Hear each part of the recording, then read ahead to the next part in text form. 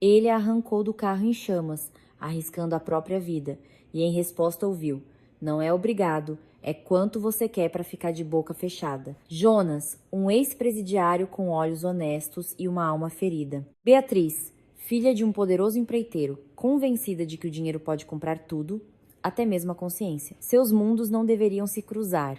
Mas uma noite de tempestade de verão e um acidente terrível uniram seus destinos com a força de um nó de marinheiro. O pai contrata o Salvador para ser o carcereiro da própria filha, na esperança de quebrar seu orgulho, mas ele não sabe que justamente aquele motorista silencioso, com sua jaqueta gasta, se tornará o único que não se venderá e não atrairá. Como o ex-detento conseguiu reeducar uma patricinha que até o próprio pai temia? E por quê, na luxuosa mansão, a pessoa mais íntegra era aquela que todos consideravam lixo? Olá, queridos amigos! Vocês estão no canal Histórias que Ficam na Sombra.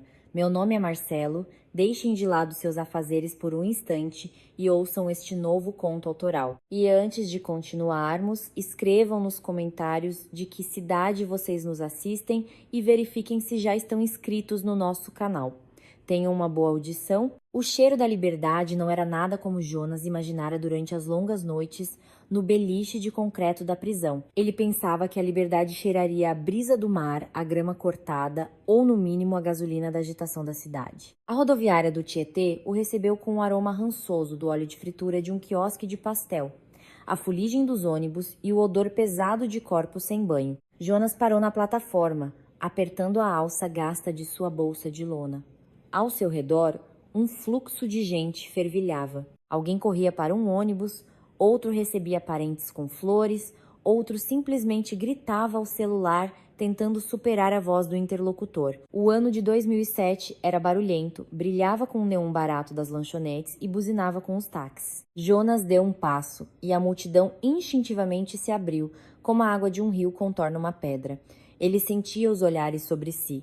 Rápidos, avaliadores, cortantes. As pessoas o identificavam como um estranho sem erro. A questão não era nem a jaqueta barata de couro sintético, que ficava apertada em seus ombros largos, nem o cabelo cortado à máquina, revelando os primeiros fios brancos nas têmporas. Lia-se na sua postura, ereta demais, tensa, pronta para o ataque, e no olhar pesado, de soslaio, que ele nunca aprendeu a esconder. Táxi, patrão?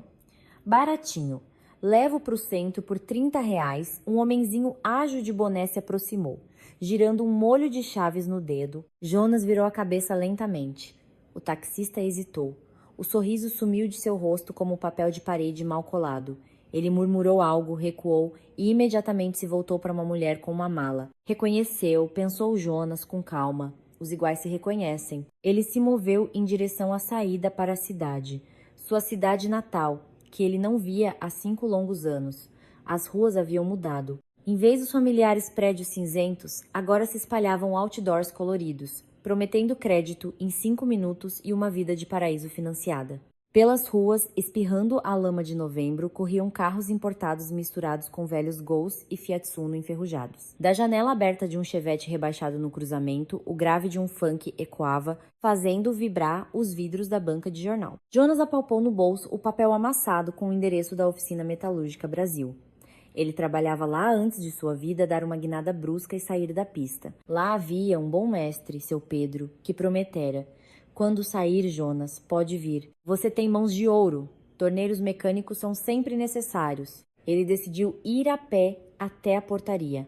Precisava se acostumar com o asfalto sob os pés, não a terra batida do pátio da prisão, e com o fato de que ninguém gritava "formação" a cada 3 horas. As pernas doíam pela falta de costume, o ar frio e úmido de São Paulo beliscava suas bochechas, mas Jonas caminhava teimosamente, inalando o ar estranho e ansioso da nova vida. Na portaria da metalúrgica, tudo estava como antes. A mesma catraca, a mesma recepcionista com seu eterno tricô nas mãos.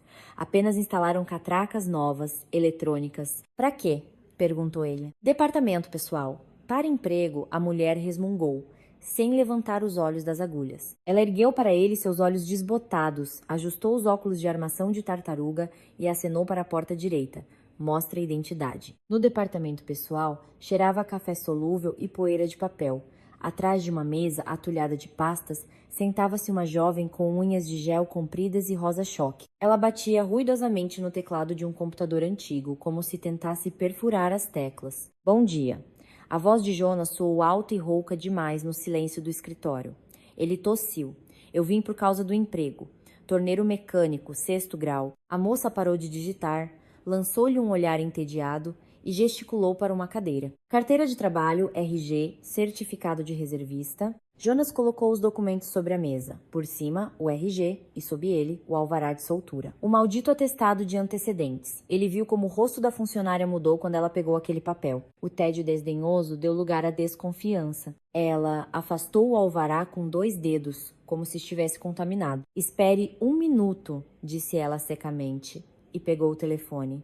Dona Tâmara, pode vir aqui, por favor? Temos um caso complicado. 1 minuto depois, entrou na sala uma mulher robusta de uns 50 anos, em um terno cinza severo, a chefe. Seu olhar era perspicaz e profissional. Ela pegou os documentos de Jonas, folheou rapidamente a carteira de trabalho, demorou-se nos registros de 5 anos atrás, depois olhou para o alvará e finalmente nos olhos de Jonas. Artigo 129, parágrafo 3º, disse ela, não perguntando, mas afirmando. Lesão corporal seguida de morte. Eu cumpri minha pena, disse Jonas em voz baixa. Suas mãos repousavam nos joelhos, as palmas suadas, mas ele não se moveu. Integralmente. Seu Pedro me conhece, eu trabalhava aqui, eu tenho o dom. Lembramos do seu dom. Jonas Vitorino interrompeu ela, devolvendo os documentos. Sua voz se tornou mais suave. Mas nessa suavidade havia mais aço do que no grito de um guarda. E também lembramos do seu Pedro, mas ele não está mais entre nós. Infarto no ano passado. E a empresa agora é uma sociedade anônima. Nosso departamento de segurança instituiu novas regras. Com antecedentes, especialmente por um artigo desses, não podemos contratar. Responsabilidade material, equipamentos caros. O senhor mesmo entende. Sou torneiro, não caixa. Jonas tentou manter a calma, embora uma onda escura e surda de desespero já subisse por dentro. Eu trabalho com metal, não conto dinheiro. Não é permitido, cortou ela, já perdendo o interesse. Tente em uma construção ou como carregador no Ceasa. Lá eles não pedem documentos. Tenha um bom dia. Jonas se levantou. A cadeira rangeu, como se gritasse de dor. Ele recolheu lentamente os documentos, guardou-os no bolso interno da jaqueta, perto do coração, que batia firme e pesado, como um martelo. Um bom dia, ele ecoou e saiu. Lá fora, uma garoa fina e irritante começara a cair. Jonas levantou a gola. Ele havia recebido o primeiro golpe. Esperado, doloroso, mas não mortal. Ele sabia que seria assim, mas a esperança, teimosa, morre devagar e com agonia, arranhando por dentro. Ele vagou sem rumo pelas ruas, sem saber para onde ir. Não queria ir para casa. Casa era um exagero. Um quarto num cortiço, herdado de sua mãe, que morreu 2 anos antes de sua soltura. Os vizinhos escreveram dizendo que a enterraram de forma simples, com o dinheiro da venda de sua máquina de costura. Jonas não esteve no funeral. O diretor da penitenciária não assinou a permissão de saída. Regulamento é regulamento, disse ele na época, sem olhar nos olhos. Os pés o levaram sozinhos a um bairro antigo, onde prédios de apartamentos de tijolos se misturavam com barracos de madeira, vivendo seus últimos dias. Ali o tempo parecia ter congelado nos anos 90. As mesmas ruas esburacadas, as mesmas velhinhas nos bancos, cobertas com plástico para se proteger da chuva, os mesmos bêbados na porta do bar. No porão de um prédio de esquina, uma luz amarela e quente brilhava. A placa acima da entrada dizia Concerto de Relógios e Chaveiro. As letras foram pintadas à mão sobre uma placa de compensado. Jonas empurrou a pesada porta de ferro. Um sininho tilintou. Antigo, de bronze, com um som grave e profundo. Um cheiro familiar e acolhedor invadiu suas narinas. Uma mistura de óleo de máquina, solda, tabaco forte e papel velho. Atrás de um balcão alto, coberto por centenas de caixinhas, sentava-se um velhinho curvado. Em sua testa, uma lupa de relojoeiro estava levantada. Em suas mãos tremiam uma pinça e uma minúscula engrenagem. Fechado, resmungou o velho, sem se virar. Estou em horário de almoço, e vocês não têm vergonha, incomodando as pessoas com este tempo. Nem para velhos amigos, seu Paulo? Perguntou Jonas em voz baixa. A pinça tilintou no vidro do balcão muito lentamente. Ele tirou a lupa dos olhos, girou em seu banquinho e semicerrou os olhos. Na penumbra do porão, seu rosto parecia uma maçã assada, todo enrugado, mas com olhos vivos e claros. Jonas, perguntou ele, incerto. É você mesmo? Sou eu, seu Paulo. O velho saltou, derrubando um pote de parafusos. Eles se espalharam pelo chão com um som metálico, mas ele nem olhou para baixo. Correu até Jonas, abraçou-o com suas mãos secas e ásperas, encostou a bochecha na jaqueta molhada. Jonas sentiu o nó que estava em sua garganta desde a rodoviária começar a se dissolver. Ele abraçou o velho com cuidado, com medo de quebrar seus ossos frágeis. Vivo! Você voltou! Murmurava seu Paulo, batendo em suas costas. E eu que pensei que não viveria para ver. Pensei que ia morrer, e seu relógio ficaria aqui. Que relógio? O do seu pai, o de piloto. Você me trouxe uma semana antes de... Bem, antes de tudo acontecer. A mola tinha quebrado, eu consertei. Tá aqui, esperando. Seu Paulo se apressou, puxou Jonas para o balcão, afastou as ferramentas, tirou das profundezas da bancada uma chaleira elétrica e um pacote de biscoitos. Senta, senta. Vou fazer um café. Vou passar um tão forte que levanta defunto. Me conta, como você está? Para onde vai agora? Jonás sentou-se num banquinho bambo. O calor do porão, o tic-tac de centenas de mecanismos nas paredes, desde los enormes com pêndulo até los minúsculos despertadores. Tudo aquilo tinha um efeito calmante. Ali o tempo não corria, não voava. Ele fluía compassadamente, obedecendo às leis da mecânica e não à maldade humana. Fui na metalúrgica, disse Jonas, aceitando a xícara com café quente, quase preto. Não me contrataram. Seu Paulo suspirou pesadamente, balançando a cabeça. Claro, os tempos são outros, Jonas. Hoje em dia, não enxergam a pessoa por trás do papel. Querem tudo brilhando e mais barato. É a era do descartável. Trazem relógios chineses. Duram um ano e vão pro lixo. Ninguém mais quer consertar o mecanismo. Não há mais alma nas coisas, nem nas pessoas. Minha mãe. Jonas engasgou. Era a palavra mais difícil. Eu sei, assentiu o velho, e seu rosto imediatamente se entristeceu. Era uma boa mulher, dona Ana, uma santa. Eu a visitava enquanto as pernas aguentavam. A vizinhança toda ajudava como podia. Ela esperou por você, Jonas. Olhava pela janela todos os dias. Se foi rápido. Os médicos disseram, coração, mas eu acho que foi a saudade. A saudade corrói qualquer coração mais rápido que uma lixa. Jonas apertou a xícara. Ele sabia disso, sentia. A culpa não era uma agulha afiada, mas um peso surdo e doloroso que agora se instalara permanentemente em seu peito. Tem as chaves do apartamento? Perguntou seu Paulo, mudando de assunto. Ele viu que o rapaz precisava de um tempo para respirar. Tenho. A vizinha guardou uma cópia. Então pegue e vá morar lá. Trabalho a gente arruma. Você tem mãos boas, cabeça no lugar. Não vai se perder. O importante é não se amargurar, Jonas. A prisão não são as paredes, está na cabeça. Se você olhar para o mundo como um lobo, o mundo vai te caçar. Eles ficaram conversando por mais uma hora. Seu Paulo contava as notícias da vizinhança. Quem morreu, quem nasceu, quem se entregou à bebida. A vida seguia seu curso, moendo destinos com indiferença. Jonas ouvia, assentia, aquecia as mãos na xícara. Quando ele se preparava para ir, o velho tirou de uma gaveta um relógio com uma pulseira larga de couro. Toma, funciona segundo a segundo, como o coração de um jovem. Jonas colocou o relógio. O peso do metal no pulso era familiar e reconfortante. Era a única coisa que restara de seu pai, de quem ele mal se lembrava. Obrigado, seu Paulo. Eu volto em breve. Volte. E lembre-se, você não está sozinho. Enquanto houver um relógio funcionando nesta cidade, ainda há tempo. Na rua, já estava completamente escuro. Os postes de luz acendiam um sim, um não, arrancando da escuridão os flocos de garoa que caíam. Jonas caminhava em direção à sua casa, sentindo o cansaço pesar em seus ombros como uma laje de concreto. Ele só queria uma coisa: cair na cama e dormir, esquecer aquele dia. Esqueceu os olhares, esqueceu a humilhação no departamento pessoal. Ele virou em um beco para cortar caminho pelos pátios dos prédios. Ali estava escuro como breu. Sob seus pés, uma poça de água gelada chapinhava. De repente, ele ouviu um som, baixo, lamurioso, quase inaudível, com o barulho do vento. Um gemido. Jonas parou, aguçou os ouvidos. O som vinha de trás das caçambas de lixo. Outra pessoa teria passado direto. Quem sabe o que geme nos becos da cidade? Gatos, cachorros, mendigos, mas Jonas não conseguiu. Ele tinha uma característica estranha, pela qual na prisão o chamavam de bonzinho. Ele não suportava fisicamente a impotência alheia. Ele se aproximou das caçambas, tirou do bolso um isqueiro barato, riscou a rodinha.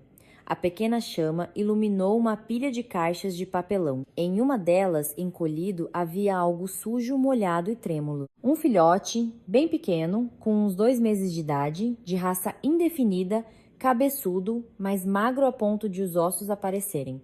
O pelo estava emaranhado, um olho estava inchado e fechado, ele tremia tanto que a caixa de papelão vibrava. Ao lado havia um pedaço de linguiça mofada que o filhote nem tocara.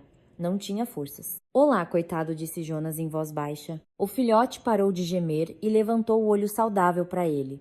Naquele olhar havia tanta tristeza e resignação universal que Jonas perdeu o fôlego. Ele tinha visto aquele mesmo olhar hoje de manhã no espelho. O quê? Te expulsaram também? Perguntou ele, agachando-se.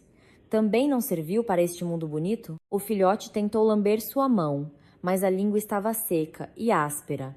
Ele apenas encostou o focinho molhado na palma da mão de Jonas e ficou quieto, como se entregasse seus últimos resquícios de calor. Jonas apagou o isqueiro. A decisão veio instantaneamente, sem pensar. Ele abriu a jaqueta, tirou o cachecol de lã, um presente antigo e áspero de sua mãe, e envolveu o filhote com cuidado. Depois, colocou o embrulho quente sob a jaqueta, perto do corpo. O filhote guinchou e se aninhou, ajeitando-se. Tudo bem, irmão, sussurrou Jonas, sentindo o pequeno coração bater em uníssono com o seu. A gente se vira. Agora temos o mesmo caminho. Ele saiu do beco e caminhou com passos firmes em direção à sua casa.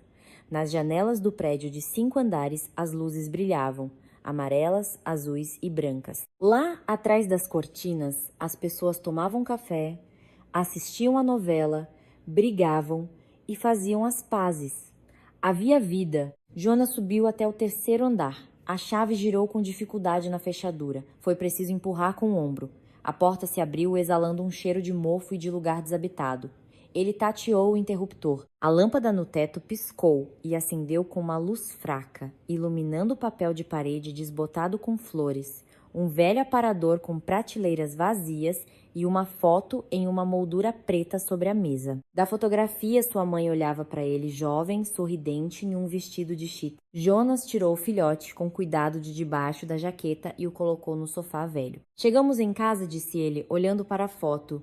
Receba a visita, mãe. O filhote suspirou profundamente como um ser humano e fechou os olhos. Jonas sentou-se ao lado dele. Acariciou o pelo sujo e pela primeira vez em 5 anos sentiu que a crosta de gelo dentro dele havia rachado.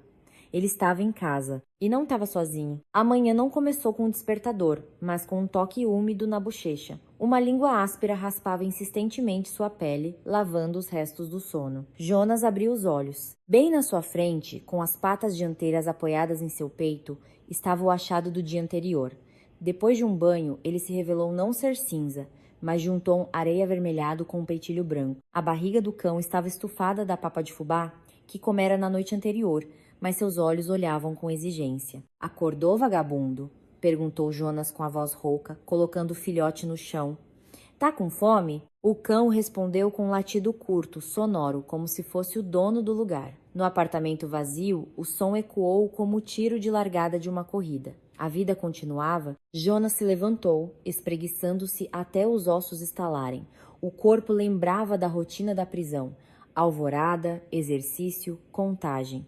Agora não havia contagem, mas a disciplina permanecia. Ele foi até a janela. A cidade atrás do vidro estava cinzenta, carrancuda, coberta por um céu baixo do qual caía uma garoa gelada. Na cozinha, ele preparou o resto do pó de café que encontrou no armário. Não havia açúcar, nem pão. No bolso, restavam os últimos R$ 300, recebidos na soltura para a passagem. E então, rei, disse ele ao filhote, que rodopiava a seus pés, enroscando-se nas pernas de sua calça. Esse nome te cai bem. Vamos ter que arrumar nosso sustento. Rei latiu de novo, concordando. Os 3 dias seguintes se fundiram em uma faixa contínua de humilhações. Jonas percorreu escritórios, armazéns, oficinas mecânicas. Em todos os lugares, o mesmo roteiro se repetia. Primeiro, um olhar interessado em seus ombros fortes, depois uma rápida olhada nos documentos e, finalmente, olhos vidrados. E a frase: "Nós te ligaremos". Eles tinham medo. Medo do artigo, medo do seu olhar, medo de que ele trouxesse o cheiro da prisão para seus escritórios aconchegantes com painéis de plástico e bebedouros. No quarto dia, o dinheiro acabou. Ray lambeu a tigela até brilhar e agora dormia, enrolado em um casaco velho. Jonas sentou-se na cozinha, olhando para a água fervida que esfriava. A fome era um vazio, nauseante no estômago. Ele se lembrou do conselho de seu Paulo. Não se amargure. Fácil dizer. Quando o mundo te vira as costas, a vontade é de cravar uma faca nessas mesmas costas. À noite ele foi para a periferia do bairro, para uma área de garagens. Ali, entre as fileiras de caixas de metal, havia um estacionamento 24 horas, cercado por uma tela de arame. No portão, um pedaço de papelão anunciava: "Precisa-se de vigia noturno. Turno 2h36. O dono do estacionamento, um homem chamado Ademar, era um sujeito vivido. Ele estava sentado em uma guarita aquecida, fumando cigarros fortes e assistindo a um pequeno televisor preto e branco que passava notícias policiais. "Documento?" perguntou ele, sem tirar os olhos da tela. "Tenho. E o atestado de antecedentes também. Fui preso", disse Jonas diretamente.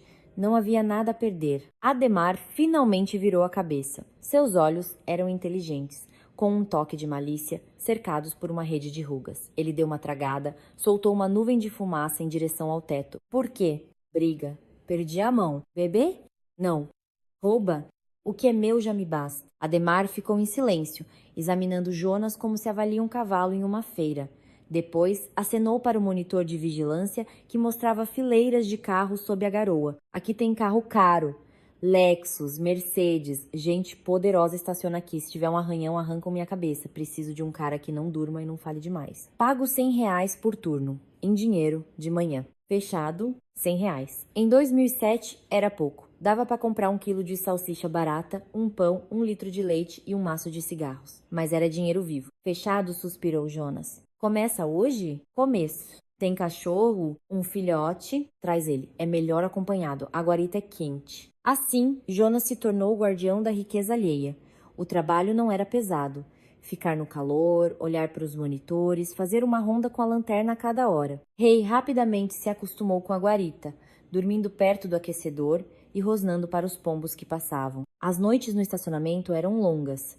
Jonas olhava para os tetos molhados dos carros importados, parecendo poças escuras, e pensava em como a vida era estranha. 5 anos atrás, ele sonhava em comprar um Toyota usado, casar-se com Juliana e levá-la para a praia. Agora, ele guardava os Toyotas dos outros. E Juliana, ele afastava os pensamentos sobre ela. Proibia-se de lembrar de seu riso, do cheiro de seus cabelos, do sabor de seus lábios. Ela não escreveu para ele nenhuma vez.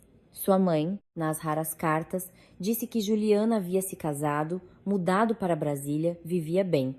Que Deus a julgasse. Passou-se uma semana. Jonas recebeu seu primeiro pagamento, comprou uma coleira para Ray, um saco de ração e para si botas de sola grossa porque as velhas já mostravam os dedos. Ele começou a se acostumar com a vida noturna. A cidade à noite era mais honesta. De dia, ela fingia ser bem-sucedida, glamourosa, brilhava com as vitrines. À noite, expunha suas feridas, cicatrizes e solidão. Na sexta-feira à noite caiu uma chuva forte. A cidade parou em engarrafamentos. Os carros entravam no estacionamento um após o outro. Os faróis arrancavam da escuridão as gotas de chuva. Jonas mal conseguia abrir a cancela e anotar as placas no registro. Por volta das 10 da noite, um SUV branco parou no portão. Enorme, intimidador, com uma grade dianteira imponente. Jonas apertou o botão. A cancela subiu. O carro entrou suavemente e ocupou um lugar no canto, sob um poste de luz. Ninguém saiu do carro por um bom tempo. Jonas pegou o caderno e saiu da guarita para registrar a hora de chegada. A chuva batia em seu rosto. O ar frio estava parado. A porta do SUV se abriu. Um salto alto de um sapato de camurça fina tocou a poça d'água. Em seguida, apareceu uma perna em meia calça preta, à borda de um casaco de pele. A mulher saiu, bateu a porta e apertou um botão no chaveiro. O carro piscou os faróis e apitou. A mulher se virou para a luz, ajeitando o capuz. Jonas congelou. A caneta em sua mão estalou. Era ela. 5 anos não passaram em vão. Ela mudara, tornara-se sofisticada, cara. O rosto, que ele lembrava como doce e simples, estava agora escondido sob uma camada de maquiagem perfeita. Os lábios mais vermelhos, as maçãs do rosto mais salientes, mas os olhos eram os mesmos. Cor de mel com faíscas douradas. Juliana! Ela não olhou para o vigia. Para ela, ele era uma função, um móvel, um detalhe da paisagem. Ela pegou o celular, o modelo flip fino com strass, e o levou ao ouvido. Oi, amor, já estacionei. Sim, no mesmo estacionamento perto da casa da mamãe. Vou subir, pegar os documentos e vou direto para casa. Não demoro, beijo. Ela passou por Jonas, deixando um rastro de perfume caro e forte. O cheiro o atingiu no estômago com mais força do que um soco no ringue. Juliana, ele chamou baixo. Ela tropeçou, parou, mas não se virou imediatamente. Suas costas, no casaco luxuoso, enrijeceram. Os ombros se ergueram. Ela virou a cabeça lentamente, a contragosto. Seu olhar passou pela jaqueta gasta dele, pelo gorro enfiado até as sobrancelhas, pelo caderno em suas mãos e finalmente encontrou seus olhos. Por um segundo, ela ficou em silêncio. Em seus olhos passou o reconhecimento, depois o susto e finalmente uma máscara gelada de estranhamento. Jonas, sua voz tremeu, mas logo se firmou. Você saiu? Saí. Ele deu um passo em sua direção apenas para ficar mais perto, sem tocar. Oi, Juliana. Ela instintivamente deu um passo para trás, apertando a bolsa contra o peito como um escudo. Não se aproxime, disse ela bruscamente. Não precisa. Eu não mordo, ele sorriu, mas o sorriso saiu torto, doloroso. Só queria dizer oi. Como você está? Minha mãe escreveu que você se casou. Casei. Ela ergueu o queixo. Estou muito bem, Jonas. Tudo ótimo. Meu marido é uma pessoa respeitada, trabalha no governo. Estamos planejando ter filhos. Cada palavra era martelada como um prego. Fico feliz, mentiu ele. Você ficou bonita. Rica. Juliana estreitou os olhos. Neles surgiu um brilho maldoso. E o que você esperava? Que eu ficasse 5 anos na janela chorando enquanto você virava presidiário.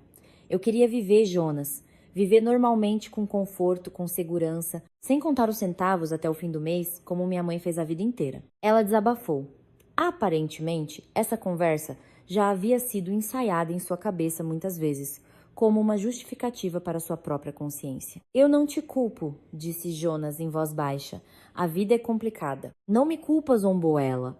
Mas me olha como se eu te devesse alguma coisa. Eu não te devo nada. Você mesmo destruiu sua vida, você mesmo entrou naquela briga. Herói, defensor. E que me deixou sozinha? Você pensou nisso? Eu estava te defendendo. A voz dele endureceu. Aquele cara estava te agarrando. Eu não dou a mínima, gritou ela. E no silêncio do estacionamento sua voz soou histérica. Teria sido melhor se você tivesse aguentado. Teria sido melhor se tivéssemos fugido, mas você estaria aqui. E agora? Quem é você agora? Um vigia. Um ex-presidiário. Ela olhou com nojo pro local, pra guarita, pro próprio Jonas. Sabe o que dizem na cidade? Que você é um assassino, que é melhor não se meter com você. Meu marido, se ele souber que eu conversei com você, ele terá problemas. Reputação não é brincadeira. Entendi. Jonas fechou o caderno. Não se preocupe, ele não vai saber. Eu só trabalho aqui. Guardando seu carro, Juliana hesitou. Sua mão deslizou para a bolsa. Ela tirou a carteira, pegou algumas notas de R$ 100, muito dinheiro, 2 meses do salário dele. Pega ela, estendeu o dinheiro com a mão trêmula. Para começar, compre umas roupas decentes e vá embora, Jonas. Vá embora da cidade. Aqui não vão te dar paz e você vai atrapalhar a minha. Jonas olhou para o dinheiro, depois para o rosto dela. Bonito, assustado e estranho. Ele sentiu vontade de rir.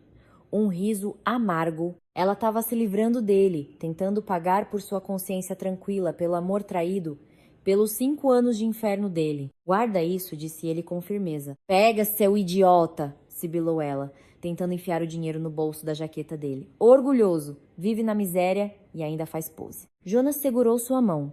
Seus dedos, grossos e calosos, fecharam-se em seu pulso fino, coberto por uma luva de couro. Ela ofegou, tentou se soltar, mas ele segurava firme, sem machucar, mas com segurança. Eu disse, guarda. Ele olhou diretamente em seus olhos e em seu olhar havia um cansaço tão pesado, de chumbo, que ela se calou. Seu dinheiro queima minhas mãos. Eu não sou mendigo, estou trabalhando. E você? Vai. Seu marido está esperando. A reputação esfria. Ele soltou os dedos. Juliana puxou a mão, massageando o pulso. As notas caíram na poça d'água, manchas coloridas no asfalto escuro. Você sempre foi um idiota, sussurrou ela com raiva, na qual se ouviam lágrimas. Nasceu bicho do mato e vai morrer bicho do mato. Lugar de gente é com gente. Lugar de bicho é na jaula. Ela se virou e quase correu em direção à saída do estacionamento, escorregando nos saltos altos. Jonas a observou até sua figura desaparecer na esquina. Ele ficou sozinho no meio do pátio chuvoso.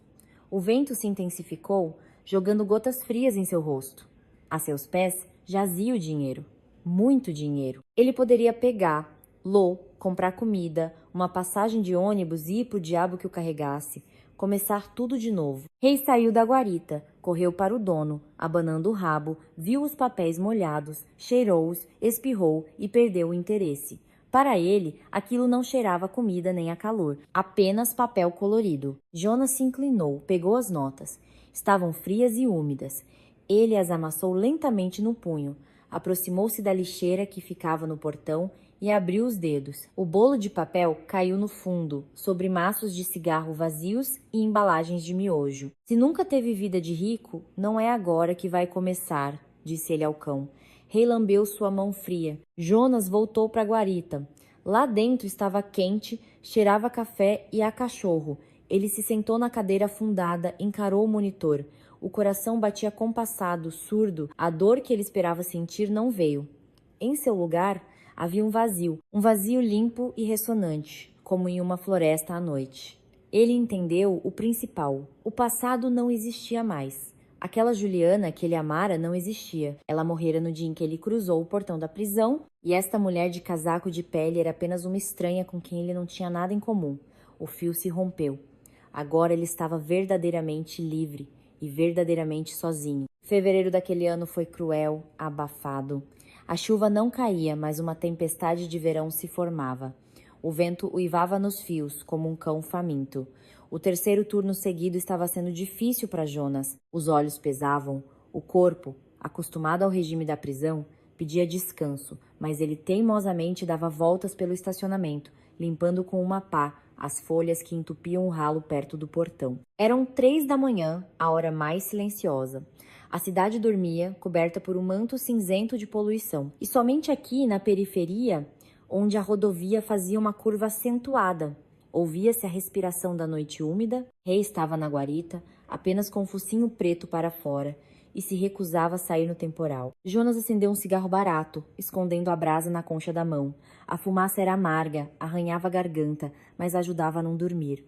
Ele olhava para a estrada. Raros caminhões passavam jogando uma nuvem de água suja no acostamento. Suas luzes traseiras vermelhas se dissolviam na cortina de chuva, como brasas na água. De repente, o silêncio foi cortado por um som que gelou tudo por dentro. Não era o ronco de um motor, mas um guincho alto e agudo, o som de pneus perdendo a aderência no asfalto molhado. Da cortina de chuva, surgiram 2 faróis de xenônio brilhantes. Um carro esportivo vermelho, baixo, agressivo, vinha de lado, descontrolado na pista escorregadia. Rodopiava como um peão. O motorista claramente tentava endireitar o volante, mas não se engana a física. A velocidade era insana. "Para onde você vai desse jeito?", sussurrou Jonas, deixando o cigarro cair. O carro bateu com a roda no meio-fio, saltou, capotou no ar, mostrando o fundo envernizado e, com um rangido medonho de metal contra o concreto, caiu em uma vala profunda logo atrás da cerca do estacionamento. O som do impacto foi surdo e pesado. E então veio o silêncio. Um silêncio terrível de algodão, no qual se ouvia apenas o chiado do vapor do radiador perfurado. Jonas não se lembra de como pulou a cerca de tela. A jaqueta prendeu no arame, rasgou, mas ele avançou, sem sentir o frio. A água na vala era funda, até a cintura. Ele remava com as mãos, abrindo caminho até a massa de metal retorcido, que 1 minuto antes era um carro de luxo. O cheiro forte e adocicado de gasolina invadiu suas narinas. Vai explodir, uma ideia clara e fria passou por sua mente. O carro estava de lado. o teto, amassado, o para-brisa se transformara em uma teia de aranha de rachaduras, mas não se quebrou. Dentro, a luz fraca do painel de instrumentos iluminava uma cena terrível. Ao volante, presa pelo cinto, havia uma figura pequena, frágil. A cabeça pendia sobre o peito, longos cabelos loiros cobriam o rosto. "Ei!" gritou Jonas, puxando a porta do motorista. Emperrada. O metal se contorceu de tal forma que a fechadura foi esmagada. O cheiro de gasolina se intensificou. Em algum lugar sob o capô, uma pequena chama começava a dançar sobre manchas de óleo. Jonas socou o vidro lateral com um cotovelo. Uma vez, duas. O vidro temperado, caro, não cedia. Ele olhou em volta em busca de uma pedra, um pedaço de pau, mas só havia água e mato. Então ele tirou a luva, enrolou o punho com um cachecol e bateu com toda a força. O vidro se estilhaçou em uma chuva de cacos. Ele enfiou a mão, tateou a fivela do cinto de segurança. Os dedos escorregavam, a garota gemeu e se mexeu. "Calma, calma, não se mexe!" gritou ele, superando o barulho da chuva. O fogo sob o capô crescia. As chamas já lambiam o para-brisa. O calor atingiu seu rosto. "Anda, solta logo!" rosnou Jonas, puxando a fivela. Um clique. O cinto afrouxou. A garota caiu como um saco de batatas. Jonas a agarrou pelo colarinho do casaco. Caro branco agora manchado de sangue e fuligem e a puxou. Ela era leve como um pássaro. Ele arrastou pela janela quebrada, rasgando o lado do corpo em um pedaço de metal saliente, mas não sentiu dor. Pegou-a no colo e, afundando na lama, correu para longe do carro, subindo a encosta em direção à estrada. Ele conseguiu dar uns 20 passos. Atrás dele houve um estrondo. Não alto como nos filmes, mas abafado, como se algo enorme tivesse expirado. A onda de choque o empurrou pelas costas com uma palma quente. Jonas caiu na lama, protegendo a garota com o corpo. Algo sibilou sobre sua cabeça, um pedaço da lataria. O céu se iluminou com um brilho laranja. O carro vermelho se transformara em uma tocha. O fogo rugia, devorando o couro dos bancos, o plástico e os sonhos desfeitos de alguém. Jonas ficou deitado, respirando com dificuldade. O coração batia na garganta. Ele se ergueu sobre os cotovelos, limpou a lama do rosto e olhou para a garota que salvara. Ela estava deitada de costas, com os braços abertos, o rosto pálido, de boneca, manchado de fuligem e sangue de um corte na sobrancelha. Os lábios entreabertos. Dela não vinha apenas o cheiro de queimado e de um perfume caro, Chanel. Vinha um forte cheiro de álcool. Bêbada, percebeu Jonas com nojo, completamente bêbada. A garota abriu os olhos. Eram enormes, azuis, mas turvos, perdidos. Ela olhou para Jonas, depois para o carro em chamas. "O meu." Sussurrou ela, com a língua enrolada. "Meu Audi." Ela tentou se levantar, mas as pernas não a sustentavam. Jonas a segurou pelo ombro. "Fica aí, vou chamar uma ambulância. Você parece inteira, os ossos estão no lugar." De repente, ela se agarrou à sua jaqueta com dedos finos de unhas impecáveis. Seus olhos se arregalaram de um terror que era maior que o medo da morte. "Não, não chama a ambulância." "Não liga." "Você bateu a cabeça", franziu a testa Jonas. "Precisa de um médico." "E da polícia." "Você estava bêbada ao volante, quase se matou. Podia ter levado mais alguém junto." Com a palavra polícia, ela começou a tremer. Não de frio, de pânico. "Por favor." Ela engasgou. Lágrimas rolaram por suas bochechas sujas, deixando rastros claros. "Não chama a polícia. Meu pai vai me matar se souber." "Você mesma quase deu conta do recado", resmungou Jonas, acenando para a fogueira na vala. "Você não entende." Ela se agarrou a ele com mais força. As unhas cravaram dolorosamente em sua pele através do suéter. "Meu pai, Dr. Ricardo, ele disse que se acontecesse de novo, ele me internaria numa clínica ou me mandaria para um convento. Por favor, me esconde. Eu pago o que você quiser. Tem um cartão no carro." "Ah, o carro." Ela voltou a chorar, espalhando a sujeira pelo rosto. Jonas parou. O nome de Ricardo Almeida era conhecido por todos na cidade. O rei da construção civil, o homem que derrubava prédios históricos para construir shoppings. Um homem com quem ninguém queria problemas. Diziam que ele não tinha um coração, mas uma calculadora, e que lidava com as pessoas com a mesma facilidade com que assinava contratos. "Filha do Almeida, então?" pronunciou Jonas lentamente. "Beatriz", soluçou ela. "Sou Beatriz, me ajuda, só me tira daqui. A gente diz que o carro foi roubado, que eu não estava dirigindo. Por favor." Ela olhava para ele de baixo, patética, desgrenhada, fedendo a uísque caro. A garotinha de ouro que quebrou o brinquedo e agora temia o castigo. Jonas deveria ter chamado a polícia de trânsito, deveria tê-la entregado aos médicos. Seria o correto, segundo a lei. Mas ele se lembrou de seus 5 anos atrás das grades. Lembrou-se de como o sistema tritura as pessoas. Se a polícia chegasse agora, haveria um boletim de ocorrência, um bafômetro. Almeida livraria a filha de qualquer jeito, abafaria o caso, compraria todo mundo. Mas para aquela garota, a vida se tornaria um inferno de outro tipo. Ele via aquele medo nos olhos dela, um medo animal do próprio pai. Levanta, ordenou ele, levantando-se. Raonda? Ele apiscou para minha guarita. Vai congelar aqui. Ele ajudou a se levantar. Ela cambaleava. Faltava um sapato em um dos pés. Perdeu na lama. Jonas, em silêncio, a pegou no colo, como uma criança. Ela era surpreendentemente leve para alguém que carregava tanto peso de pecados. Na guarita estava quente. Rei, sentindo o cheiro de um estranho, rosnou. Mas Jonas o repreendeu, e o cão se escondeu sob a mesa, com os olhos brilhando. Jonas sentou Beatriz no pequeno sofá, cobriu-a com sua jaqueta grossa. Ela tremia violentamente. Os dentes batiam na caneca esmaltada com o café quente que ele lhe entregou. Bebe, não tem açúcar. Ela deu um gole, fez uma careta, mas bebeu. Obrigada, sussurrou ela. Você me salvou. Estava fazendo o meu trabalho? Cortou Jonas, sentando-se à sua frente em um banquinho. Ele a observava. Sob a camada de sujeira e maquiagem, surgiu um rosto muito jovem, infantil e profundamente infeliz. Por que bebeu? Ela baixou os olhos. É aniversário de uma amiga. Estávamos na balada. Achei que estava bem, mas aí o carro derrapou. A estrada estava escorregadia. A estrada não tem culpa se a peça entre o volante e o banco não tem cérebro, disse ele rudemente. Você tem noção de que teria queimado viva ali em 1 minuto? Não sobraria nem cinza para contar história. Beatriz estremeceu, cobriu o rosto com as mãos. Eu sei. Meu Deus, teria sido melhor. Meu pai vai ver as notícias amanhã, o carro tá no nome dele. Tem celular? Ficou no carro. Deve ter queimado. Jonas suspirou. Pegou seu celular antigo. Lembra o número do seu pai? Não liga para ele. Ela se jogou em sua direção, tentando arrancar o telefone. Jonas segurou sua mão com facilidade. Idiota, disse ele calmamente. O carro está pegando fogo, dá para ver a quilômetros. Já já chegam os bombeiros, depois a polícia. Vão achar o número do chassi, descobrir o dono. De manhã, seu pai vai saber de qualquer jeito. É melhor que ele saiba por você do que pelo noticiário policial com um cadáver. Eu não consigo. Ela se encolheu. Ele é terrível quando tá com raiva.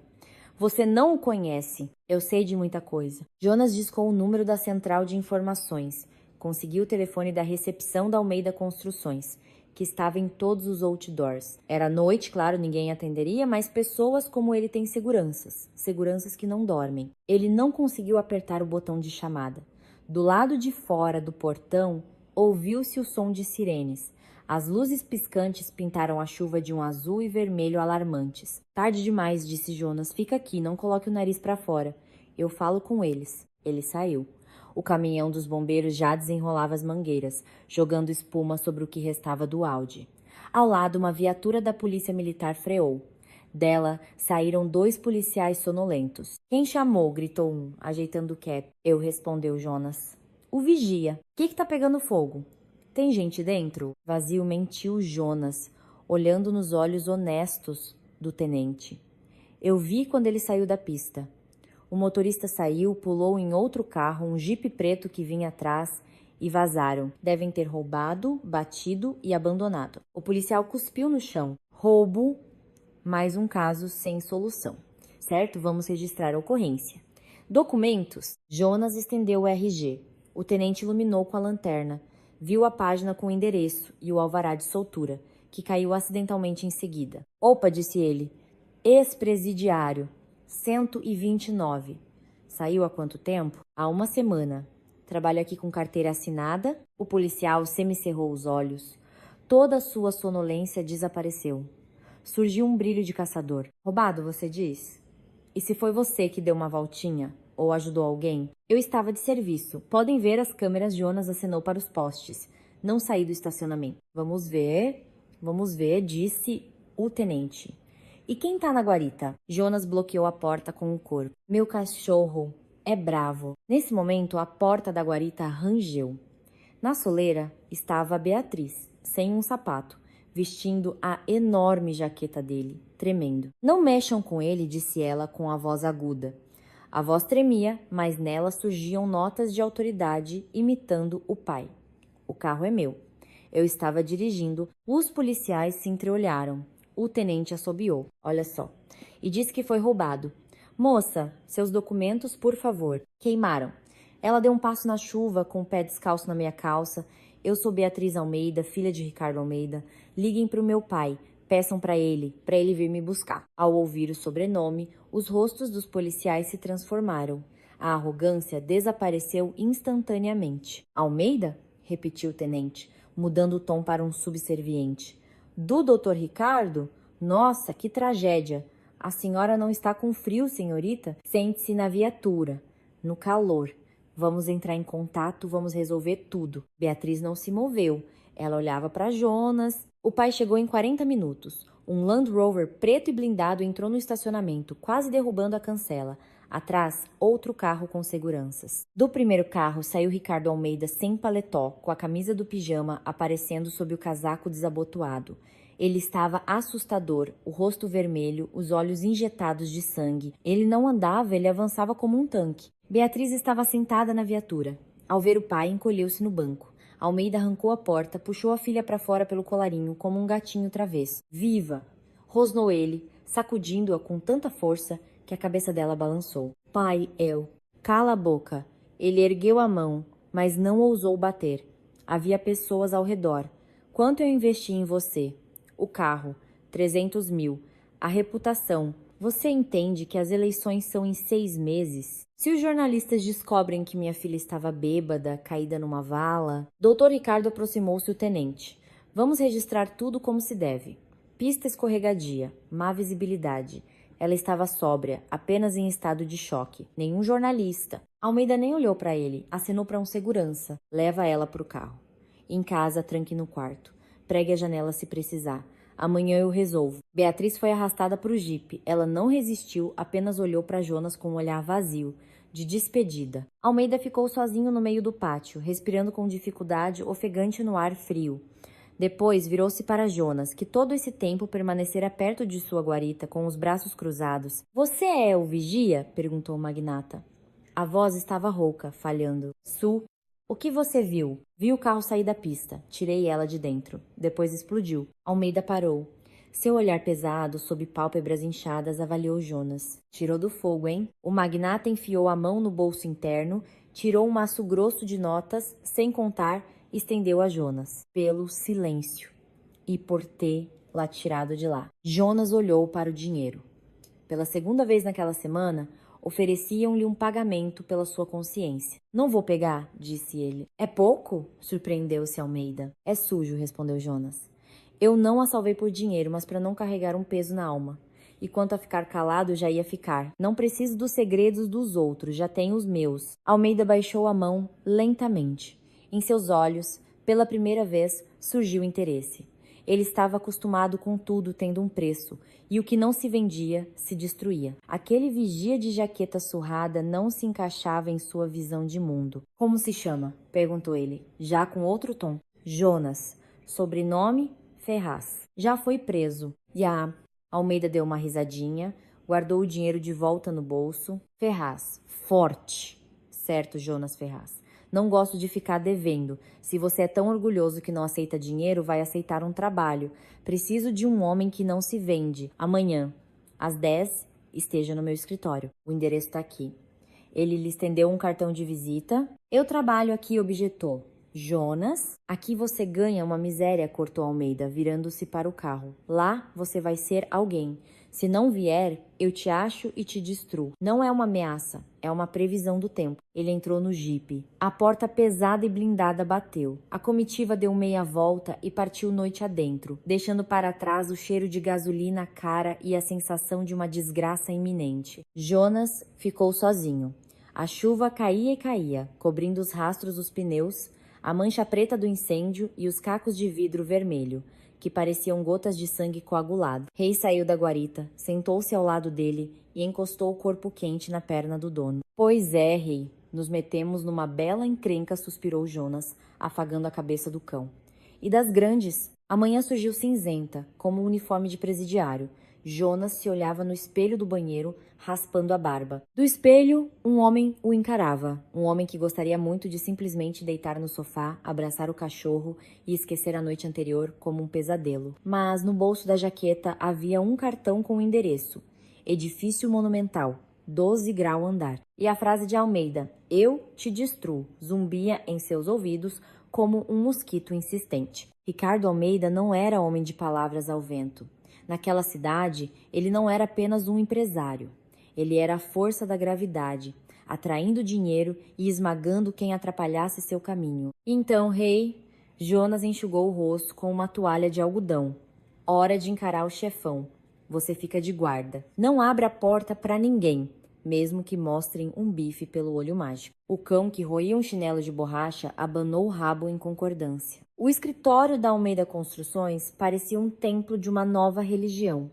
A religião do dinheiro. O prédio de vidro azul e concreto se erguia sobre o centro da cidade, empurrando, sem cerimônia, os antigos casarões históricos. Na entrada não havia porteiros, mas armários internos pretos com fones de ouvido em espiral. Eles escanearam Jonas com olhares de detector de metal, detendo-se em suas botas gastas e na jaqueta barata. A quem procura? Perguntou um, preguiçosamente, bloqueando o caminho com o braço. Tenho uma reunião com o Dr. Ricardo, às 10. O segurança trocou um olhar com o parceiro, sorrindo torto. Com o Dr. Ricardo? Ele sabe? Você é entregador? Deixa o pacote aqui. Não sou entregador. Avise que Jonas Ferraz chegou. O segurança, a contragosto, apertou um botão no rádio, murmurou algo. Então seu rosto se alongou. A máscara de superioridade caiu, revelando confusão. Pode subir. 12 grau andar.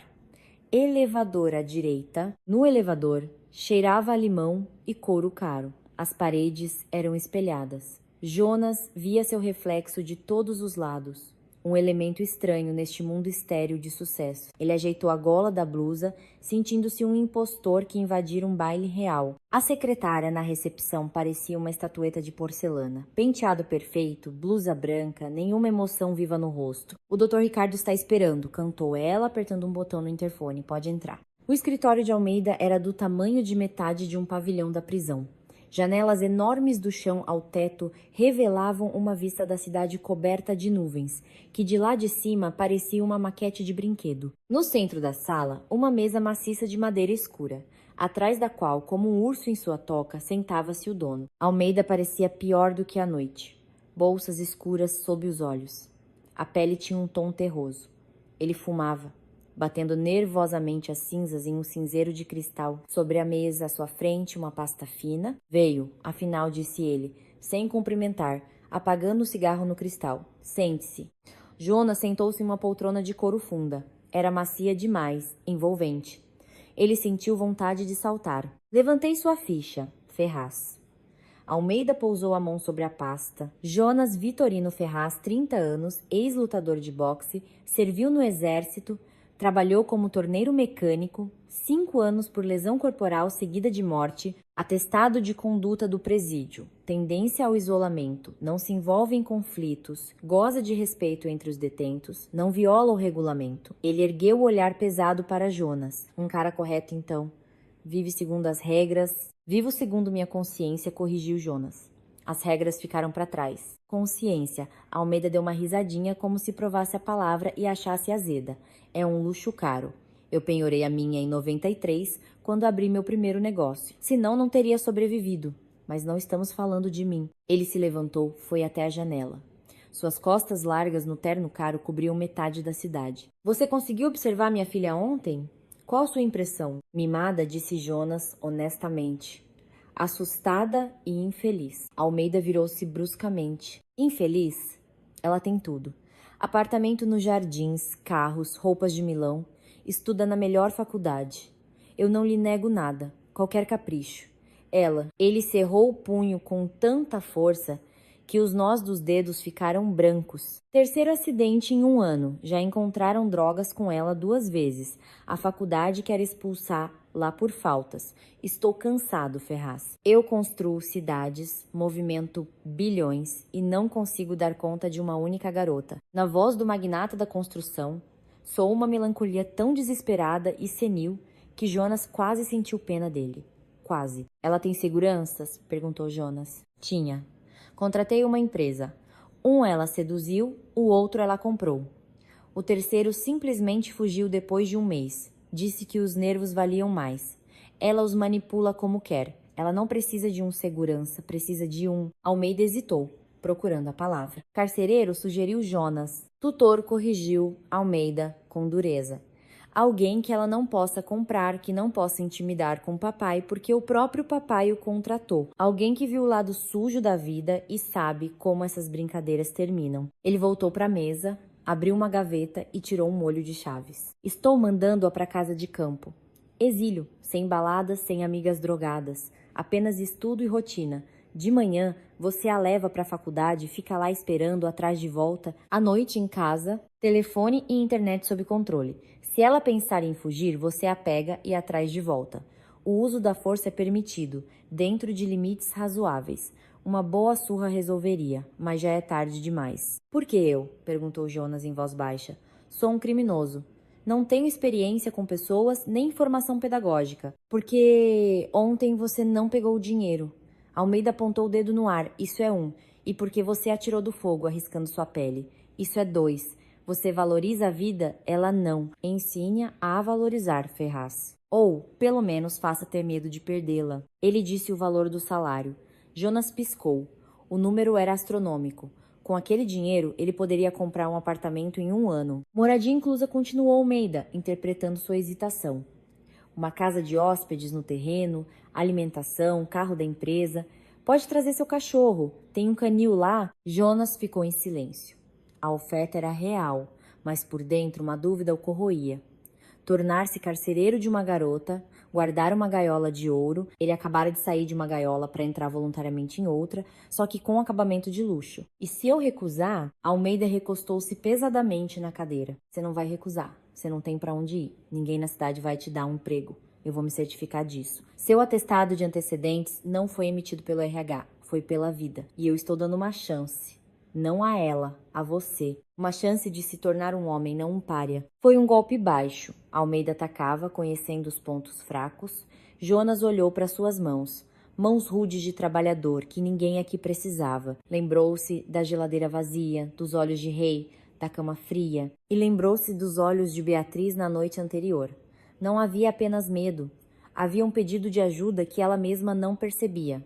Me esconde, ela pedira. Eu aceito, disse Jonas, mas tenho minhas condições. Almeida ergueu uma sobrancelha, surpreso. Ainda está negociando? Não é negociação. São os termos, sorriu Jonas. Primeiro, o senhor não interfere nos meus métodos. Se eu disser não, é não, mesmo que ela ligue chorando no seu ouvido. Segundo, eu decido quem se aproxima dela. E terceiro, se eu perceber que não estou dando conta, eu saio por conta própria, sem suas ameaças de me destruir. Almeida ficou em silêncio por 1 minuto, tamborilando os dedos na mesa. O silêncio no escritório era quebrado apenas pelo zumbido do ar-condicionado. Ele pesava o atrevimento do homem em sua balança interna. Fechado, disse ele finalmente. Dou carta branca, mas vou cobrar resultados. Se ela tiver outra recaída, ou, Deus me livre, algo acontecer, eu te acho até no inferno. A casa dos Almeida ficava em um condomínio de luxo, na Granja Viana, atrás de um muro alto de tijolos coberto de câmeras. Não era uma casa, era um palácio em estilo neoclássico, colunas, molduras, janelas enormes. No pátio, com o asfalto limpo de folhas, havia uma fonte, agora coberta por inverno, e uma garagem para 3 carros. Jonas chegou lá à noite em uma Land Cruiser da empresa, um tanque, não um carro. Rei estava no banco de trás, olhando atordoado para o interior de couro e com medo até de respirar. Foram recebidos pela governanta, uma mulher seca e formal chamada Dona Elizabeth. Ela olhou para Jonas e seu cão como se eles tivessem trazido a peste na sola dos sapatos. O Dr. Ricardo ligou, disse ela, com os lábios comprimidos. Sua edícula fica perto do portão. Mantenha o cachorro lá. Animais não são permitidos na casa principal. A senhorita está no quarto desde o almoço e não sai. Vamos resolver isso, acenou Jonas. Ele deixou suas coisas na edícula, uma casinha aconchegante e quente que era melhor do que qualquer apartamento em que já vivera. Acomodou o rei em um tapete e foi para o palácio. Ele precisava ver seu objeto. Beatriz estava na sala de estar. Sentada no sofá, com as pernas dobradas, olhava para uma enorme tela de plasma na parede.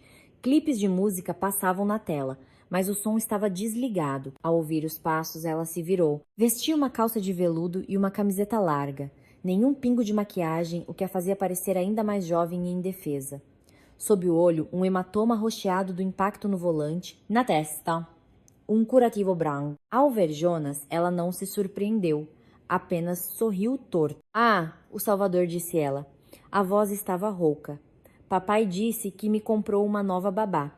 Então é você? Sou eu. Jonas parou no centro da sala, sem tirar a jaqueta.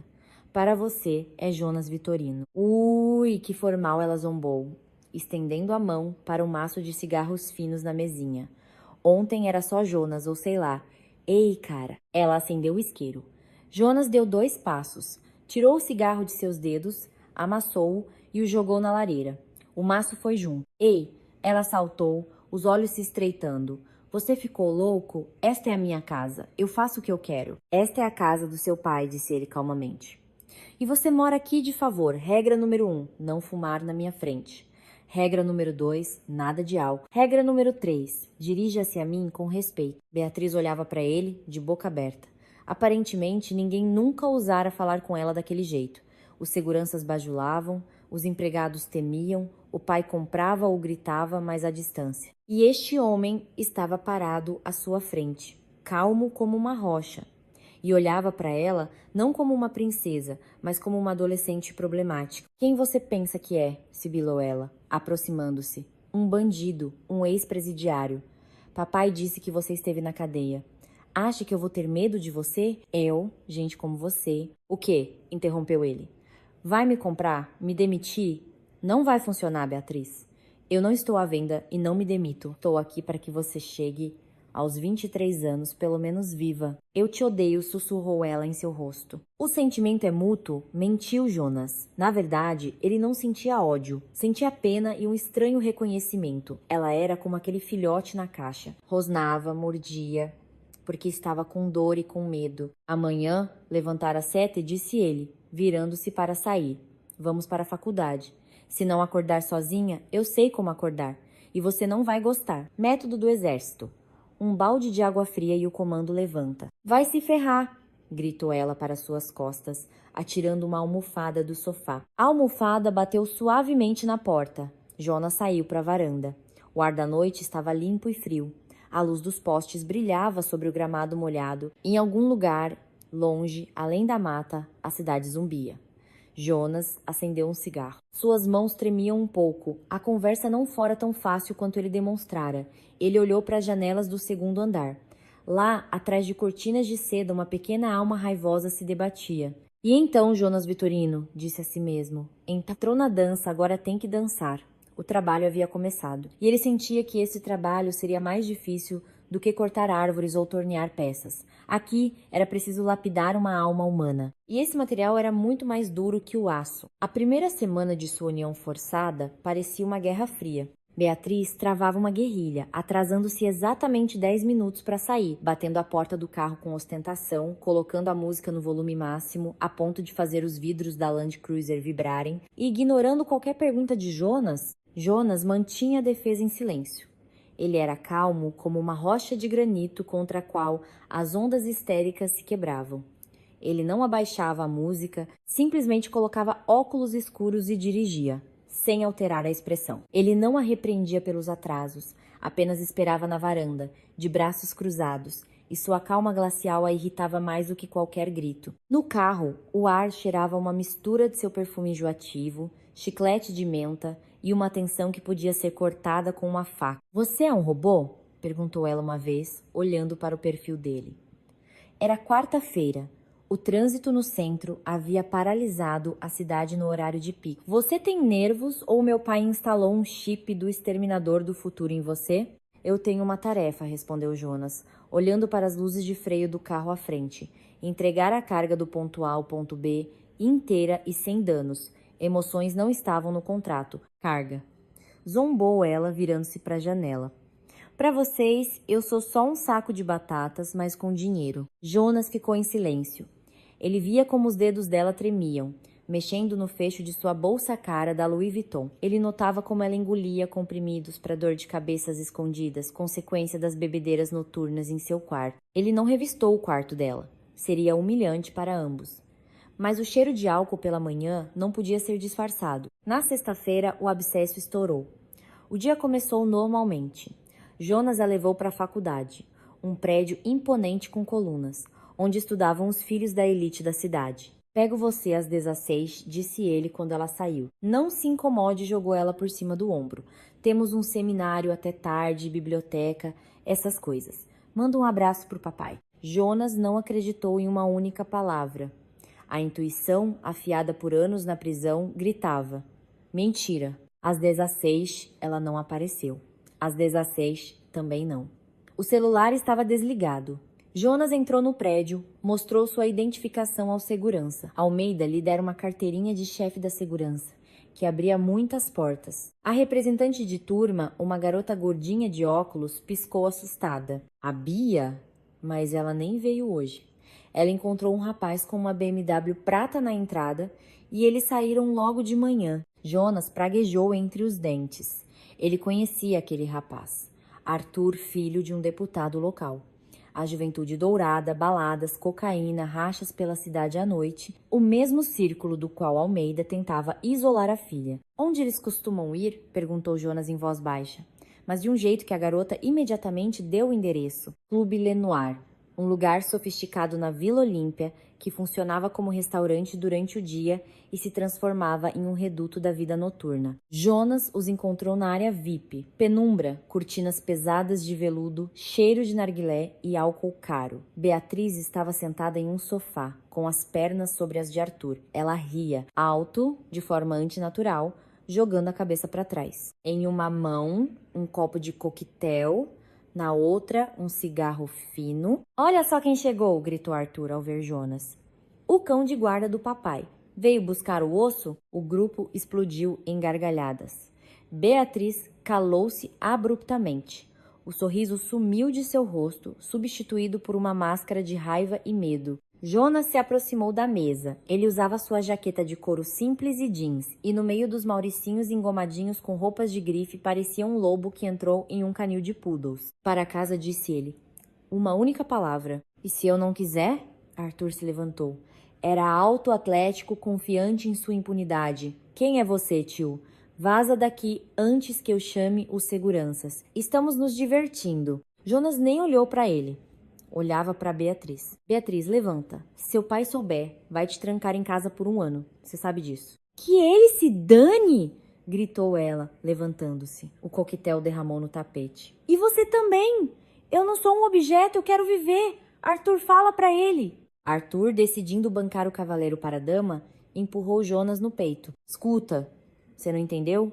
A garota fica. Ele não conseguiu terminar.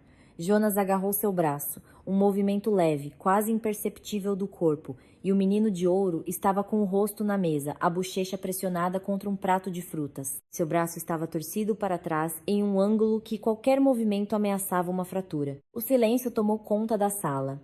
A música, de repente, pareceu ensurdecedora. Não se mexe, sussurrou Jonas em seu ouvido. Cuida desses dedos de pianista. Ele soltou o rapaz. Arthur recuou, massageando o ombro, pálido de humilhação e dor. Os seguranças, que estavam parados na entrada, não se moveram. Eles sabiam para quem aquele homem calado trabalhava. Ninguém era louco de mexer com a equipe de Almeida. Vamos.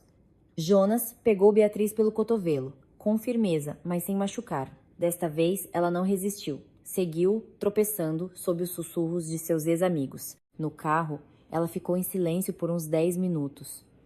Jonas dirigia com confiança, pisando no acelerador.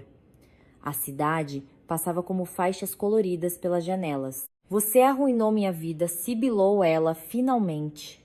Cretino, eu te odeio. Que você morra. Entra na fila, respondeu Jonas com indiferença. Você quer dinheiro? Perguntou ela de repente, mudando de tática. A voz tornou-se insinuante. Febril. Eu te dou. Tenho uma reserva, dinheiro para as joias da mamãe. $5.000. 10. Me deixa sair. Só me deixa sair, diz pro papai que eu fugi. Eu não estou à venda, respondeu ele. Tudo está à venda! Gritou ela, socando o painel. Você é um pobre. Eu vi sua jaqueta. Custa menos que a minha manicure. Por que se faz de santo? Você só gosta do poder. Gosta de humilhar quem está acima de você. Jonas freou bruscamente.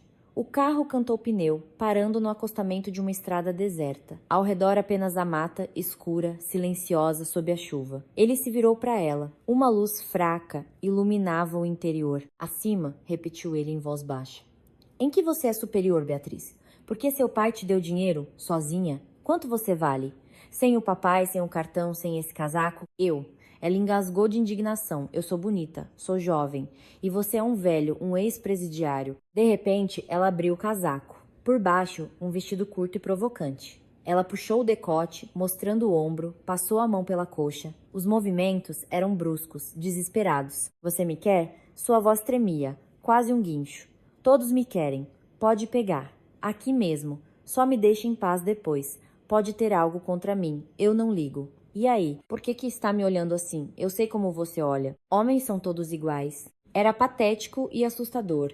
Ela tentava usar a única arma que conhecia, mas a manejava sem habilidade. Como uma criança segurando uma pistola carregada, apontando para si mesma. Jonas a olhava, não com desejo, mas com uma tristeza profunda e pesada. Ele via à sua frente não uma mulher fatal, mas uma criança quebrada, em uma crise de histeria, sem saber como aliviar a dor interna. Ele lentamente tirou sua jaqueta. Beatriz congelou, os olhos arregalados. Ela esperava que ele a tocasse. Jonas a cobriu com sua jaqueta, fechando-a até o pescoço, escondendo sua nudez. Vista-se, disse ele. Sua voz soou abafada. E nunca, ouviu bem, nunca se venda. É a única coisa que é realmente sua. Sua alma e seu corpo. Se vender uma vez, nunca mais compra de volta. Beatriz piscou. As lágrimas que ela segurara o dia todo jorraram. Ela se encolheu sob a jaqueta grossa dele, que cheirava a tabaco e couro, e de repente começou a chorar. Não de um jeito bonito, de cinema. Ela soluçava com gemidos, borrando a maquiagem pelo rosto. Por que você é assim? Soluçava ela. Por que não aceito o dinheiro? Por que não me bate? Por quê? Porque eu sei o que é sentir dor, respondeu ele. Ela chorou por um longo tempo, uns 20 minutos. Jonas ficou em silêncio, olhando para a escuridão da mata. Deixou que ela expelisse aquele veneno. Quando os soluços cessaram, ela perguntou, olhando para o chão, você sabe sobre a Lia? Quem? Lia, minha amiga? Jonas balançou a cabeça. Papai apagou tudo, ela sorriu amargamente, enxugando o nariz na manga da jaqueta dele. Queria apagar até da memória das pessoas. Há um ano estávamos voltando da casa de campo. Eu estava dirigindo. Sóbria, juro. Estava sóbria, mas estávamos brincando. Música, velocidade, chovia. Eu não vi a curva. Saímos da pista. Quase como da última vez, só que o carro era mais simples e não pegou fogo na hora. Ela se calou, mordendo os lábios. Eu consegui sair. Mas a Lia, ela ficou presa. Eu a puxava, ela gritava. Bia, tá doendo. Mas eu não conseguia, não tinha força. E então, o fogo. Ela olhou para suas mãos. Mãos finas, bem cuidadas, com anéis. Eu fiquei parada, olhando ela queimar, e não fiz nada. Os seguranças do meu pai chegaram antes da ambulância, me levaram embora. E depois o papai resolveu tudo. A perícia mostrou que a Lia estava dirigindo. As testemunhas foram compradas. O processo foi arquivado pela morte da culpada. Enterraram a Lia e eu. Eu continuei viva e inocente, pelo menos nos documentos. Ela tremia. Eu sou uma assassina, Jonas. Eu ouço o grito dela toda noite. É por isso que eu bebo. Quando estou bêbada, eu não ouço. E meu pai, ele diz, esqueça, siga em frente. Você não tem culpa. Como esquecer? Eu sei a verdade. Ali estava a raiz do mal.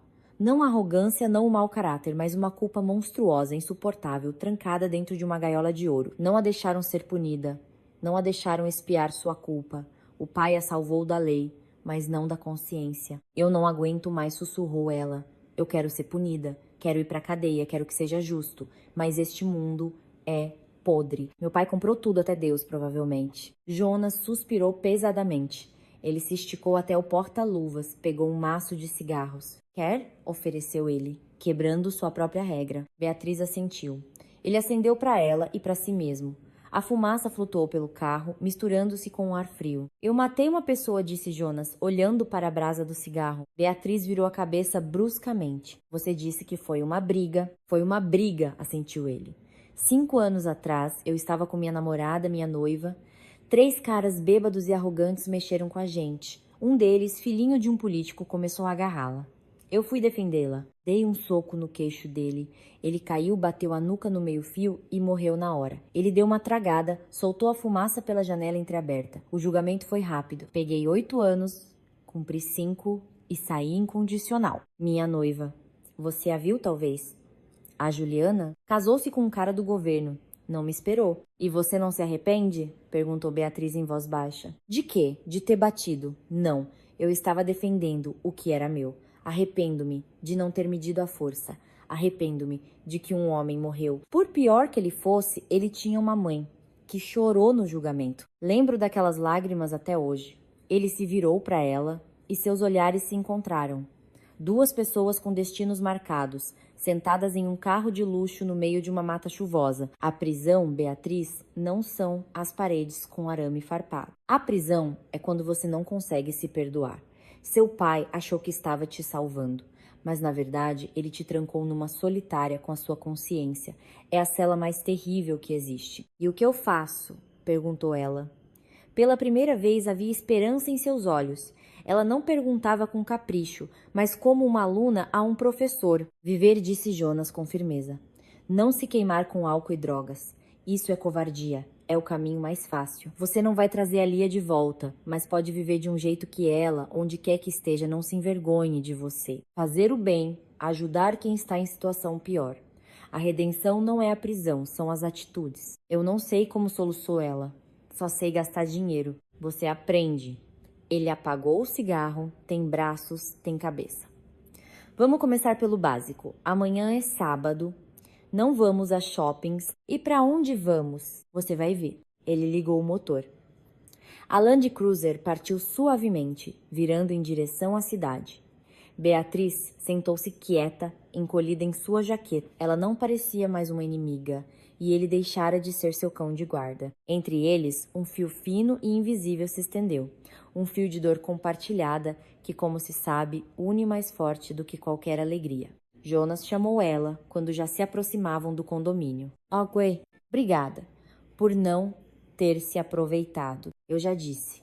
Ele sorriu levemente, olhando para a estrada.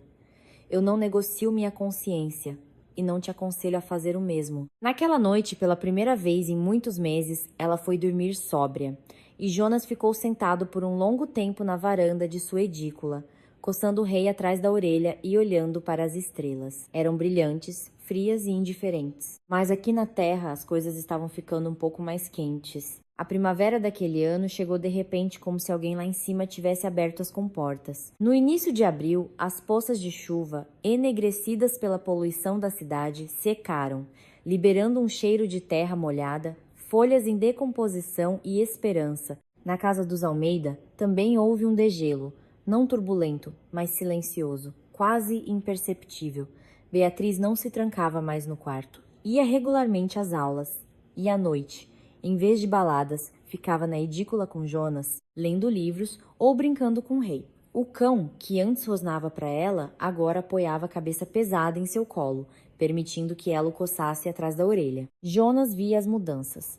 Nos olhos da garota, a névoa turva da loucura desapareceu, dando lugar a uma tristeza calma. Ela parou de usar maquiagem pesada, lavando a pintura de guerra da predadora. Agora era apenas Beatriz, uma garota de pulsos finos e um sorriso culpado. Mas a paz na casa de um magnata é algo frágil, como gelo fino em um rio na primavera. No sábado, Ricardo Almeida deu uma recepção. O motivo era importante. A conclusão da construção de mais um shopping gigante. A elite da cidade compareceu à mansão. Políticos com rostos satisfeitos, suas esposas cobertas de diamantes, parceiros de negócios. Jonas estava de serviço. Em um terno preto impecável que comprara com o primeiro salário, ele permanecia na entrada do salão, analisando os convidados com um olhar atento. Sentia-se um estranho naquela festa da vaidade, onde os sorrisos eram falsos e os apertos de mão escorregadios. Entre os convidados apareceu Arthur, o mesmo do clube. Veio com o pai, o deputado. Passando por Jonas, Arthur diminuiu o passo. Seu rosto se abriu em um sorriso meloso, mas os olhos permaneceram frios como os de uma cobra. "E aí, cão de guarda? Firme no posto?" sibilou ele. "O terninho do patrão não está apertado?" "Circulando, não atrase a fila", respondeu Jonas calmamente, olhando por cima de sua cabeça. Arthur deu uma risadinha, ajeitou os punhos da camisa e desapareceu na multidão. Mas um mau pressentimento atingiu Jonas. Suas costas se enrijeceram, como antes do gongo soar. A noite seguiu seu curso. O cristal tilintava. Os brindes à saúde de Ricardo Almeida ecoavam. O ar cheirava a perfumes caros e pato assado. Beatriz, em um vestido preto discreto, sorria educadamente para os convidados sem se afastar do pai. Almeida estava radiante. Orgulhava-se da filha, que finalmente se tornara gente. A bomba explodiu às 11 da noite. A música parou. No centro do salão, vermelho de raiva, estava o deputado, pai de Arthur. Ao seu lado, Ricardo Almeida se agitava. "Isso é um ultraje", bradava o deputado. "Ricardo, exijo uma providência." "Meu relógio, um Patek, presente do governador.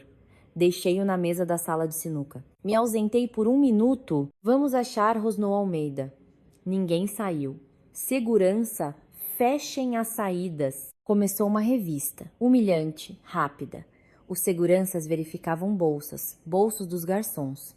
Arthur observava de longe, bebericando uísque com um interesse preguiçoso. "Doutor Ricardo." O chefe da segurança se aproximou do patrão. "Na casa está tudo limpo."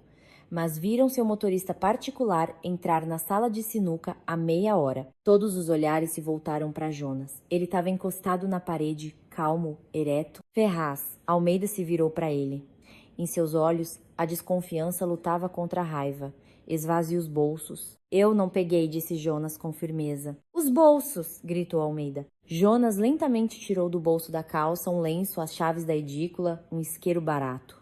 Vazio. "Revistem o quarto dele", sugeriu Arthur. "Ex-presidiário não existe. São os reflexos, sabe?" Almeida acenou para os seguranças. 3 homens fortes correram para o pátio. O silêncio no salão tornou-se ensurdecedor. Beatriz empalideceu. Ela olhava para Jonas com os olhos arregalados, nos quais se lia o terror. Não pelo relógio, por ele. 10 minutos depois, os seguranças voltaram. O líder segurava o relógio de ouro. "Achamos, doutor Ricardo, na edícula, no bolso interno da jaqueta." O salão ofegou. O deputado abriu os braços em triunfo. Arthur sorriu torto. Ricardo Almeida pegou o relógio. Sua mão tremia. Ele se aproximou lentamente de Jonas. O rosto do magnata, geralmente autoritário e duro, agora parecia velho e confuso. Ele acreditara. Acreditara nas provas, acreditara em seu medo de que um lobo sempre será um lobo. "Eu te recebi na minha casa", disse Almeida em voz baixa e assustadora. "Confiei minha filha a você. Apertei sua mão. E você é um rato." "É uma armação", disse Jonas. Sua voz era firme, mas por dentro tudo se partiu. Ele sabia que se justificar era inútil. Ali não era um tribunal. A sentença era dada pelo humor do patrão. "Cale a boca!" berrou Almeida, e uma veia saltou em seu pescoço. "Chamem a polícia, que registre em flagrante. Furto qualificado. Você vai voltar para a cadeia, Ferraz. Lá é o seu lugar. Vai apodrecer lá até o fim dos seus dias." Jonas não baixou os olhos. Ele estava pronto. Sabia que esse momento chegaria. A felicidade para gente como ele é sempre um empréstimo com juros abusivos. Chegar a hora de pagar, os seguranças deram um passo em sua direção, prontos para imobilizá-lo. "Pare!" O grito foi agudo, desesperado. Beatriz abriu caminho entre os convidados e se postou entre o pai e Jonas. Ela era pequena, frágil, mas agora, em sua postura, havia uma força tal que os homens pararam. "Beatriz, saia daí", disse Almeida entre os dentes. "Não se misture." "Não vou sair." Ela olhou o pai diretamente nos olhos. Ele não pegou. "Os fatos, filha?" Almeida sacudiu o relógio. Achamos com ele. Foi o Arthur. Ela apontou para o Mauricinho. Ele engasgou com o uísque. Eu vi quando ele saiu da edícula, quando Jonas estava aqui dentro. Ele plantou o relógio. Você está delirando, querida, disse Arthur com preguiça. Defendendo seu amante. Cale a boca! Gritou Beatriz com tanta força que Arthur se calou. Ela se virou para o pai. Pai, use a cabeça. Por que ele roubaria um relógio se você paga ele 10 vezes mais? Ele é honesto. É a única pessoa honesta nesta casa de mentiras. Ele é um criminoso, cortou Almeida. Tem a marca. A marca e você? Você só tá apaixonada por um bandido, sua idiota. Saia ou eu vou punir você também. Me punir? Beatriz sorriu amargamente. Como daquela vez, quando me livrou de uma acusação de homicídio, um silêncio mortal pairou no salão, tão profundo que se ouvia o tic-tac do relógio na parede.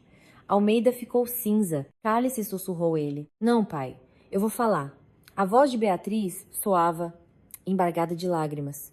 Que todos saibam, há 1 ano eu matei a Lia. Eu estava dirigindo, eu, não ela. E você comprou os policiais, comprou os peritos, comprou todo mundo. Você me transformou em uma criminosa que anda livre por aí. E agora quer prender um homem inocente, um homem que salvou minha vida, que me tirou do inferno em que você me colocou com o seu amor. Ela deu um passo em direção a Jonas e pegou sua mão. A palma dela estava quente e úmida. Se você o prender, pai, eu vou à delegacia agora mesmo. Vou dar meu depoimento, vou contar tudo sobre o acidente, sobre o suborno, sobre a perícia. Eu serei presa junto com ele. É isso que você quer? Perder a filha, a reputação, as eleições? Almeida olhava para ela e em seu olhar o horror se misturava com a admiração. Pela primeira vez na vida, diante dele não estava uma boneca mimada, mas uma pessoa assustadora, inconveniente, mas uma pessoa viva, capaz de um ato de coragem. O deputado, pai de Arthur, empalideceu e começou a recuar em direção à saída. Os convidados cochichavam. O escândalo era monstruoso. Ricardo Almeida sentou-se pesadamente em uma cadeira.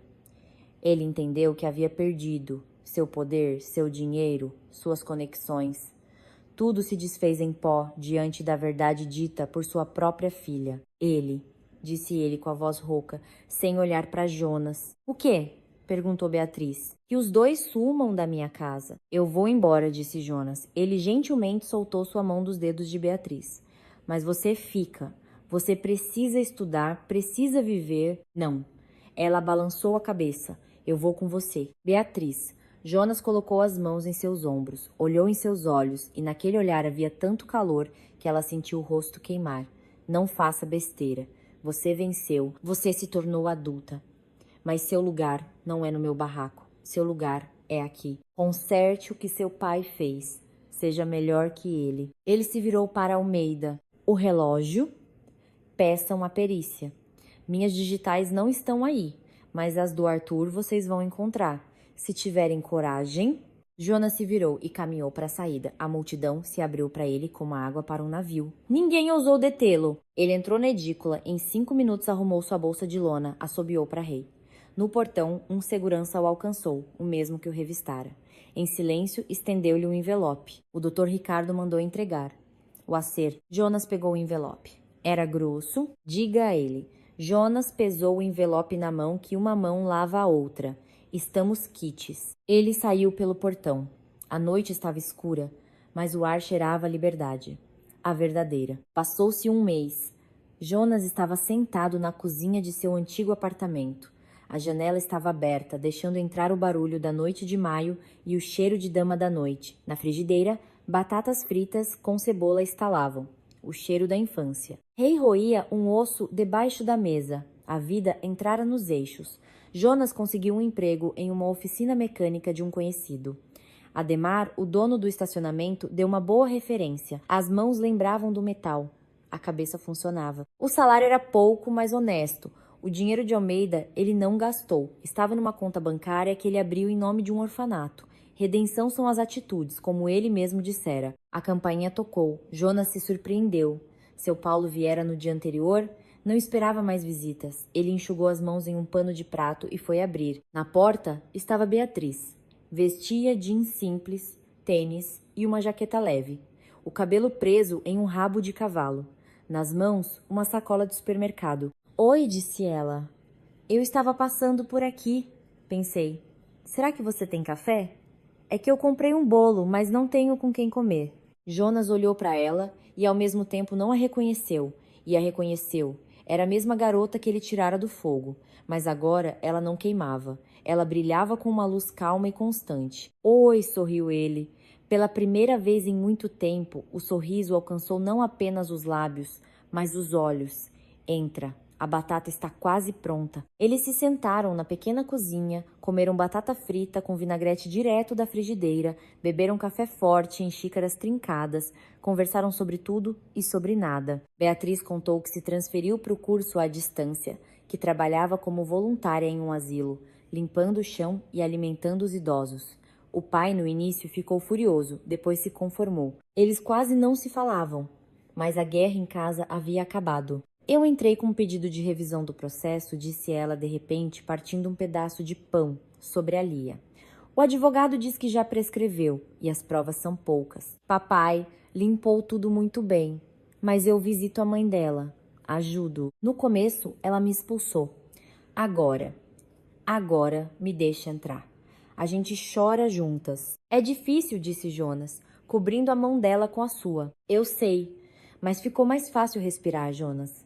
Eu não me escondo mais. Tenho orgulho de você, disse ele, sério. Ela ergueu os olhos para ele. Neles não havia a paixão de uma adolescente. Havia um afeto profundo e maduro de duas pessoas que passaram pelo inferno e se puxaram para a luz. Obrigada, sussurrou ela. Você estava certo. A prisão está na cabeça. Eu saí, Jonas. Finalmente eu estou livre. Rei saiu de debaixo da mesa, apoiou o focinho no colo de Beatriz e suspirou.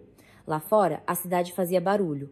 Uma música tocava ao longe, mas ali, naquela cozinha apertada, com papel de parede descascado, estava silencioso e tranquilo. Jonas olhou para o velho relógio de piloto em seu pulso. O ponteiro dos segundos corria firme, medindo o tempo de uma nova vida. Uma vida onde havia lugar para erros, para dor, mas principalmente onde havia lugar para o perdão. E isso era o suficiente. Queridos amigos, obrigado por ouvirem esta história até o fim. A vida muitas vezes nos coloca diante de escolhas, consciência ou vantagem, vingança ou perdão. Jonas e Beatriz fizeram suas escolhas. E vocês, como agiriam no lugar deles? Conseguiriam perdoar quem destruiu sua vida? Escrevam nos comentários, sua opinião é muito importante para mim. Se a história tocou vocês, deixem um like e se inscrevam no canal. Muitas outras histórias de vida nos aguardam.